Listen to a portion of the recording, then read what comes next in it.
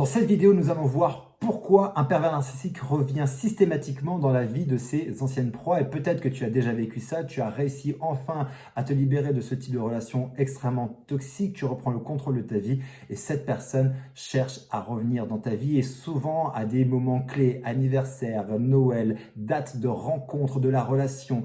Et bref, ça te déstabilise et tu veux comprendre pourquoi est-ce qu'il fait ça. Est-ce que c'est de l'amour ou est-ce que c'est de l'envie de contrôle? Je pense que tu as déjà la réponse à cette question, mais on va voir dans cette vidéo les mécaniques qui poussent un pervers narcissique à faire ça systématiquement parce que vous devez et tu dois t'y attendre lorsque tu te libères de ce type de relation à un retour et à des tentatives multiples de retour de ce type d'individu. Bonjour à vous, ici Fabien Arnoux, votre coach pour vous extraire d'une relation toxique ou vous reconstruire le plus rapidement possible afin de vivre une véritable renaissance. C'est-à-dire vous, retrouver la personne que vous étiez avant ce type de relation et surtout arrêter de subir votre vie pour enfin vivre et retrouver votre joie de vivre, votre énergie, votre confiance en vous. Si vous me découvrez à travers cette vidéo, je vous invite maintenant à cliquer sur s'abonner sur la petite cloche de notification afin d'être tenu au courant de mes prochaines vidéos pour vous aider et vous accompagner à vous libérer ou vous reconstruire le plus rapidement possible. Et vous avez aussi dans la description de cette vidéo la possibilité de faire un test 100% gratuit pour vous permettre d'identifier si vous êtes dans une relation toxique avec un pervers ou une perverse narcissique ou tout du moins valider que vous êtes bien dans une relation toxique. Et je crois que ça, c'est peut-être l'élément le plus important.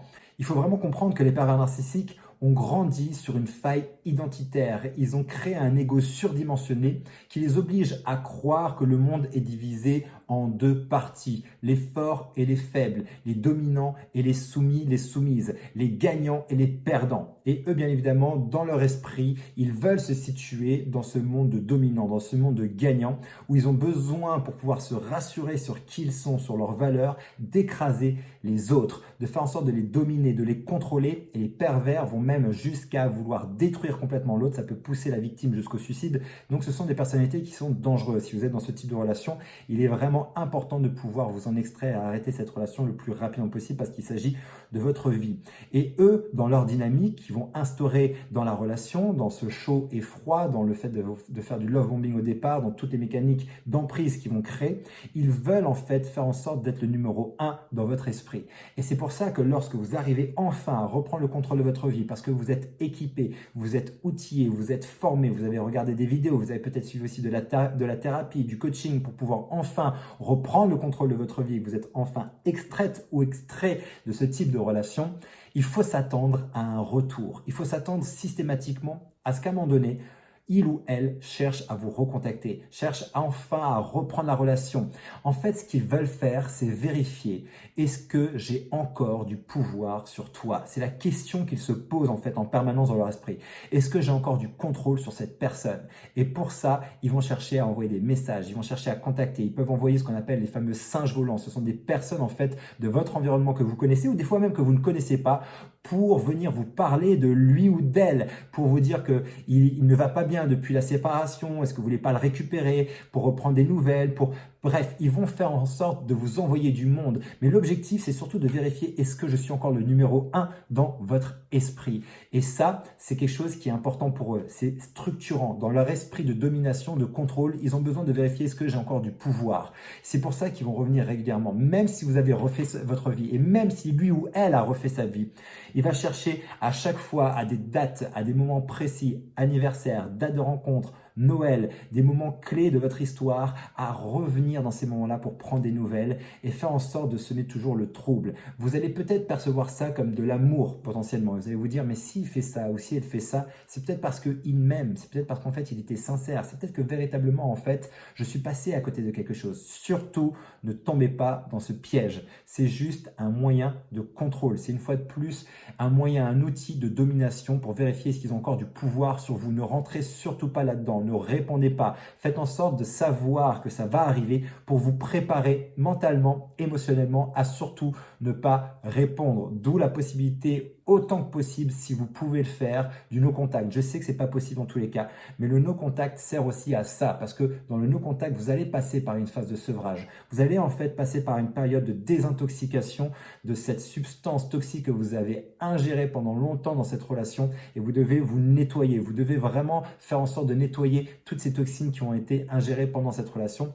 Donc le no contact est quand même une solution radicale et la plus efficace pour pouvoir aujourd'hui avancer et vous libérer. Je sais que dans certains cas, c'est pas possible. Et si c'est pas possible, je vous invite à aller voir d'autres vidéos dans lesquelles je parle des autres possibilités qui s'offrent à vous si vous ne pouvez pas faire de nos contacts. Mais en tout cas, il faut comprendre que cette psychologie-là, dans cette psychologie, il va tenter. Il va tenter, il va revenir parce que l'objectif, c'est de garder un contrôle sur vous. Ce n'est pas de l'amour, c'est du contrôle. Ce sont deux choses complètement différentes. Donc surtout, ne cédez pas à ces appels de sirène, ne cédez pas aux appels d'urgence, ne cédez pas à ces tentatives de retour en arrière parce que c'est fake, ce n'est que du faux. Ils veulent juste continuer à avoir du contrôle sur vous et encore plus si vous avez refait votre vie. Pourquoi? Parce que le challenge est encore plus important.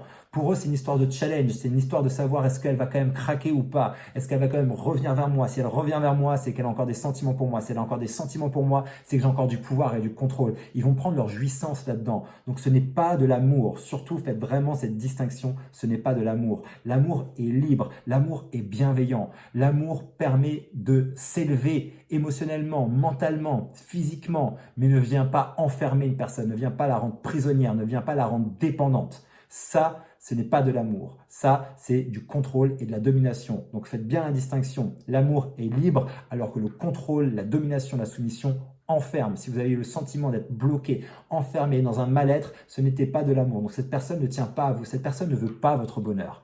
D'accord? Donc quand ils reviennent, ce n'est pas pour votre bonheur. Ce n'est pas pour avoir des prises de conscience, pour vous faire croire que monts et merveilles, que ça y est, enfin, ils ont pris conscience que non. Ce sont des personnes qui cherchent à détruire, d'où le test. N'hésitez pas à faire le test pour vérifier si vous êtes dans ce type de relation.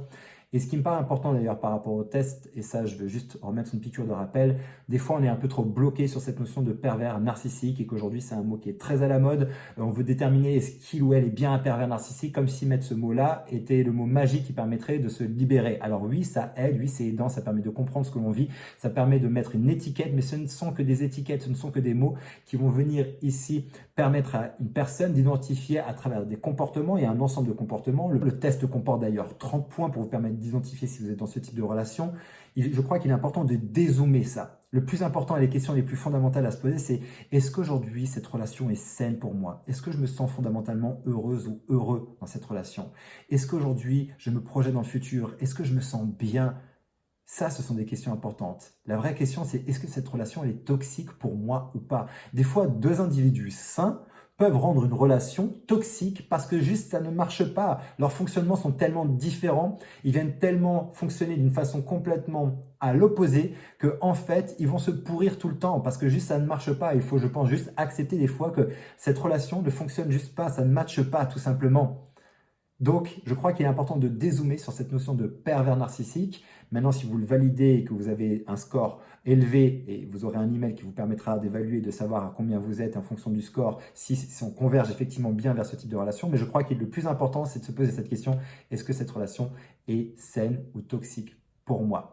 Bref, parenthèse fermée. J'espère que tu vas comprendre maintenant pourquoi tu vis certainement ces situations où il ou elle cherche à revenir et on doit s'y attendre pour que tu sois prête et prêt dans ce genre de cas pour surtout ne pas y retourner. Et ça, c'est le mot d'ordre. Ne jamais retourner dans une relation qui t'a fait souffrir. Ne jamais retourner dans une relation toxique. Parce que si cette relation a été toxique une fois pour toi et qu'elle a été pendant longtemps, elle le sera systématiquement. Et à chaque fois que tu retourneras dedans, ce sera de pire en pire. Donc surtout, maintiens le cap. Concentre-toi, sur ton bonheur. Reconstruis-toi, reconstruis ton estime, reconstruis ta confiance, reconstruis ton énergie. Bref, fais en sorte maintenant de te donner, de t'approuver toi-même, de t'aimer, de te respecter, de savoir mettre des limites. Utilise ce que tu as vécu dans cette relation pour faire en sorte de créer une réalité encore plus belle ensuite, des relations encore plus épanouissantes et enrichissantes parce que tu as travaillé sur toi et que cette relation doit devenir le levier d'une vie plus riche, d'une vie plus épanouissante et enrichissante. C'est tout ce que je te souhaite et ce sera d'ailleurs la meilleure des revanches d'être heureuse après ce type de relation. Et si tu as besoin aujourd'hui d'aller plus loin, j'ai alloué dans les prochains jours quelques créneaux pour te permettre d'avoir une session impulsion avec une personne de mon équipe ou moi-même. Cette session est prévue pour les personnes 100% engagées, déterminées à vouloir faire ce travail d'accompagnement,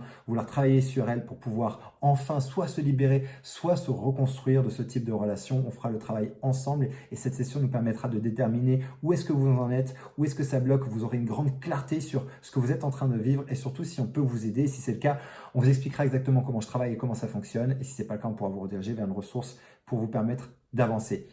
N'hésitez pas à prendre rendez-vous, cet appel est gratuit, mais je le rappelle, réservé aux personnes qui sont déterminées, engagées à vouloir avancer, à vouloir travailler sur elles. N'hésitez pas à liker, commenter et partager cette vidéo à quelqu'un qui a besoin de l'entendre. Et d'ici ma prochaine vidéo, mon prochain audio, surtout souvenez-vous et rappelez-vous, quoi qu'il arrive, vous méritez d'être aimé, vous méritez d'être heureuse et d'être heureux. Et je vous dis à très bientôt.